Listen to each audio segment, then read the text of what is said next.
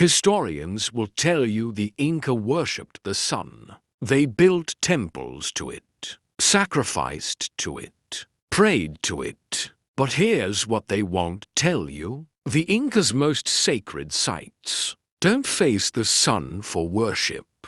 They face it for precision. And when modern engineers ran the calculations, the margin of error was less than 1/10 of a degree. That is not religion. That is technology. Stay with me, because by the end of this, everything you were taught about ancient civilizations is going to feel like a lie. Before we begin, I need you to forget everything. Forget the textbooks. Forget the documentaries. Forget every museum exhibit you've ever walked through. Because the version of history you've been given was written by the people who burned the evidence. What I'm about to show you survived despite them, hidden in stone, encoded in light, waiting for someone to finally ask the right question. 12,000 feet above sea level.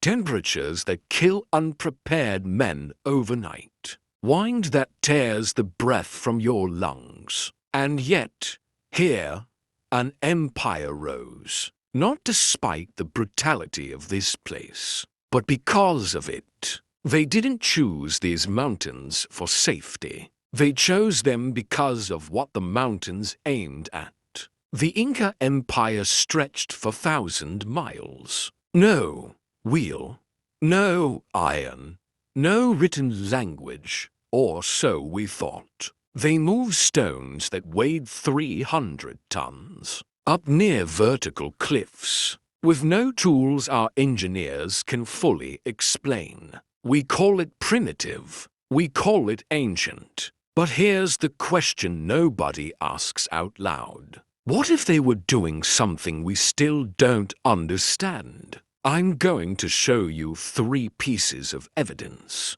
3 things that have no explanation under the current historical model. And I want you to tell me, in the comments, what you think is actually going on here. The Coricancha, the most sacred temple in the entire Inca world. Its walls were once lined with 700 sheets of solid gold. When the Spanish arrived, they ripped every single piece off the walls. But they missed something. Something the gold was doing. Those panels weren't decoration. They were reflectors. At specific times of year, the entire interior of the temple would flood with concentrated, directed light, aimed at one specific point. The Spanish sought treasure. They never asked why the treasure was placed the way it was. The Inca had a class of priests called the Amayutas,